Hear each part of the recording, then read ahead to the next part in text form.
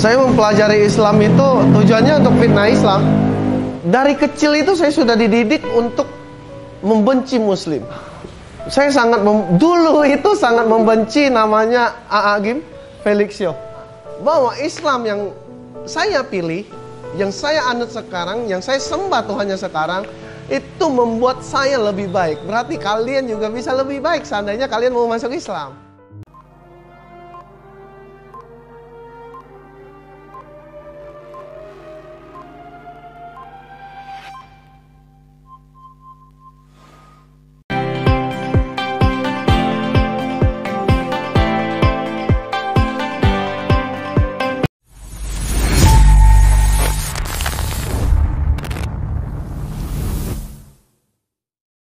Saya mempelajari Islam itu tujuannya untuk fitnah Islam.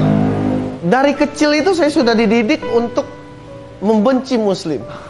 Saya dulu itu sangat membenci namanya A'agim Felixio. Bahwa Islam yang saya pilih, yang saya anut sekarang, yang saya sembah Tuhannya sekarang, itu membuat saya lebih baik. Berarti kalian juga bisa lebih baik seandainya kalian mau masuk Islam. Dulu itu sebenarnya lebih ke mengalah sih, karena dulu itu tujuan saya mempelajari Islam itu untuk keburukan lah, bukan sebuah hal positif yang dilakukan oleh seseorang gitu. Memang sengaja mempelajari Islam untuk keburukan, maksudnya gimana Bang? Saya mempelajari Islam itu tujuannya untuk fitnah Islam. Tujuan di awal pertama kali saya membuka Al-Quran, membuka hadis, itu tujuan pertamanya itu ya benar-benar ingin menjatuhkan Islam gitu. Tujuan pertamanya. Kurang lebih selama 5 tahun saya membaca Al-Quran dan hadis. Di awal-awal memang tujuannya itu nggak bagus gitu, tapi sebagai seorang lelaki di keluarga saya mengajarkan saya untuk menjadi seorang yang gentleman. Kalah yang mengaku kalah. Ya kalau menang jangan jumawa. Saya udah kalah dengan Islam, udah kalah telak gitu. Saya mencari sebuah bukti untuk saya fitnah, tapi tidak menemukan sesuatu hal sekecil apapun itu untuk saya fitnah Islam. Dan akhirnya karena saya merasa saya kalah, saya lelaki, saya gentleman, ya udah saya kalah dari agama ini. Berarti saya harus menjadi penganut agama itu. Aku nggak bisa menjelaskan secara rinci sih, tapi ini bukan kesalahan pada suku Tionghoanya ya. Saya tidak mewakili siapapun di sini, tapi saya menjelaskan diri saya yang dulu. Dulu ketika masih bukan Islam, dari kecil itu saya sudah dididik untuk membenci Muslim. Entah itu didikan dari lingkungan segala macam seperti itu. Karena saya tinggal di tempat mayoritas itu ya orang yang bukan Islam gitu. Ketika dulu saya melihat orang Islam itu gimana ya, selalu melakukan hal yang sia-sia.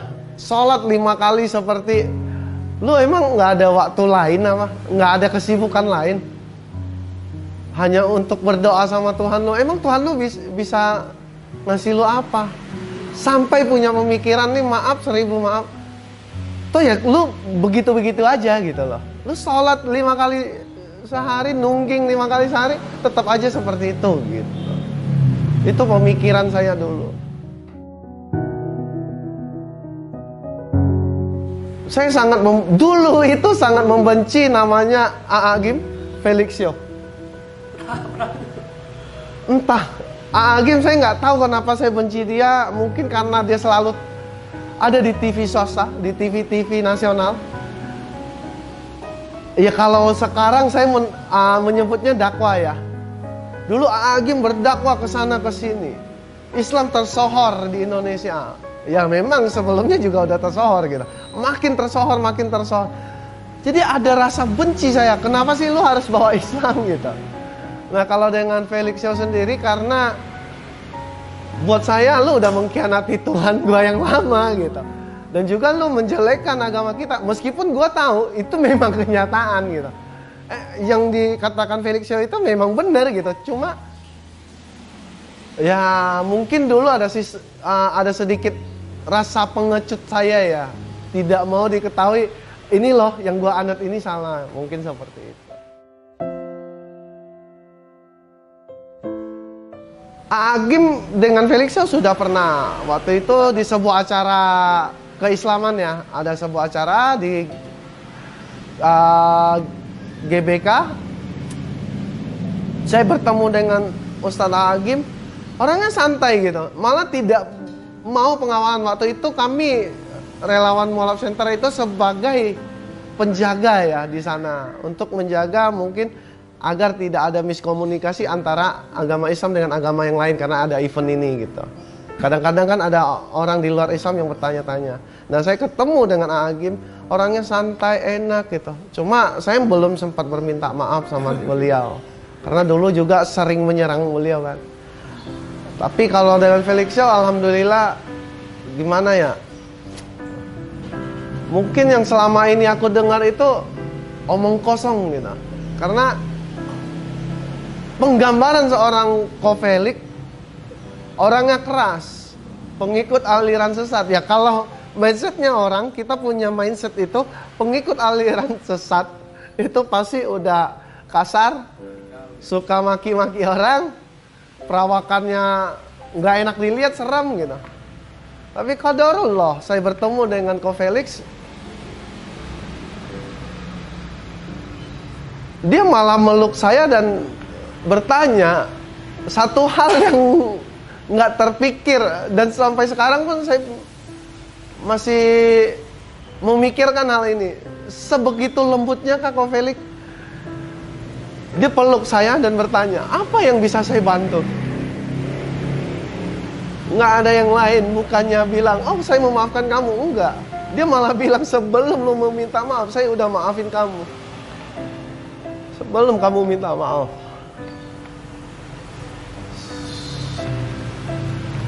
Maaf ya, gue agak emosional karena keinget kalau masa lalu memang agak emosional.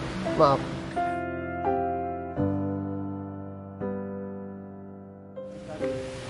Yang berubah, tentunya setelah di awal-awal sih masih seperti biasa.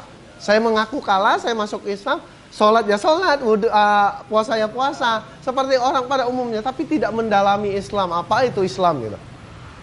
Tapi ketika saya di Jakarta ketemu Kohani Kristianto, ketemu Steven Indra Wibowo, kedua orang ini ya, koko-koko saya ini ya lebih tepatnya ke guru lah ya. Mereka mengajarkan Islam perlahan-lahan kepada saya. Karena Islam ini tidak bisa kita serap sekaligus. Harus pelan-pelan, step by step. Sampai sekarang saya masih belajar itu. Belajar Islam. Sampai sekarang saya malah merasa setelah mulai banyak belajar tentang Islam, saya harus lebih sabar. Saya harus menjadi Wendy yang lebih baik dari sebelumnya. Saya ingin menunjukkan kepada saudara-saudara saya, kepada mungkin suku Tionghoa, bahwa Islam yang saya pilih, yang saya anut sekarang, yang saya sembah Tuhannya sekarang, itu membuat saya lebih baik. Berarti kalian juga bisa lebih baik seandainya kalian mau masuk Islam. Seperti itu.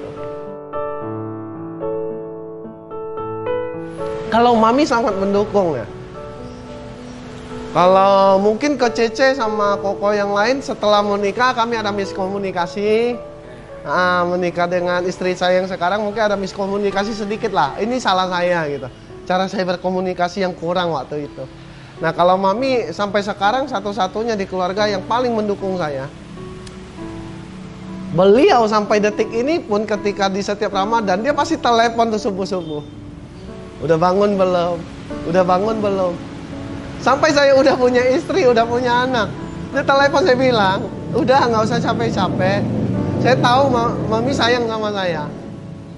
Tapi saya udah punya istri kok, istri yang bangunin sekarang.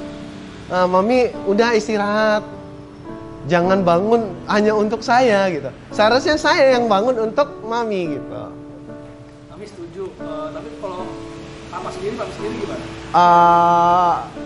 Terakhir sih, sekarang udah almarhum, terakhir sampai di detik terakhir pun nggak masalah. Sampai di detik terakhir pun dia tidak pernah mempermasalahkan keislaman saya. Dia cuma bertanya, lu masih kayak dulu lagi nggak sih? Itu yang paling, ya karena dia juga tahu dulu saya senakal apa. Dan dia dulu juga, ya mungkin nakalnya berbeda, tapi dia tahu gue akan melewati fase ini. Dia selalu berkata seperti itu.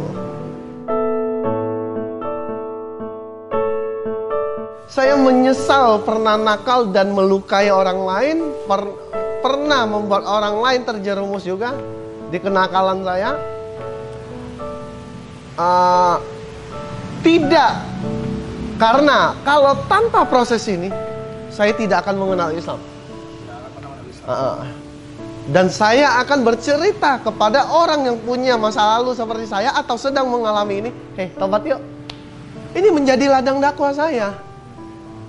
Seperti itu kurang lebih. Jadi ya antara tidak dan iya. Saya menyesal ketika saya menjerumuskan orang lain.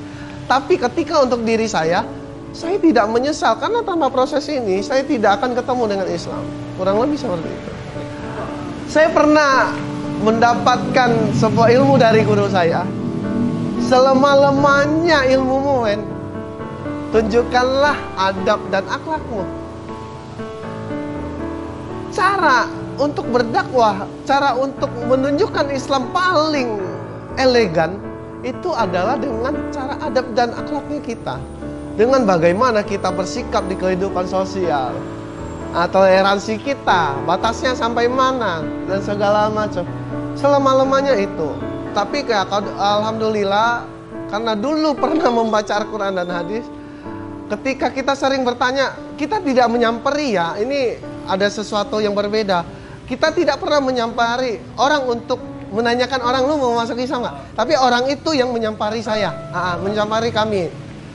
Dia datang kepada kami dan dia menyatakan saya ingin masuk Islam. Saya ingin bertanya ini. Nah, qadarullah, saya pernah belajar tentang Islam. Dan akhirnya ya itu bekalnya saya.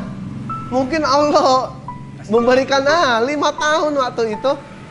Lu kayaknya jalannya ke sini deh, gitu.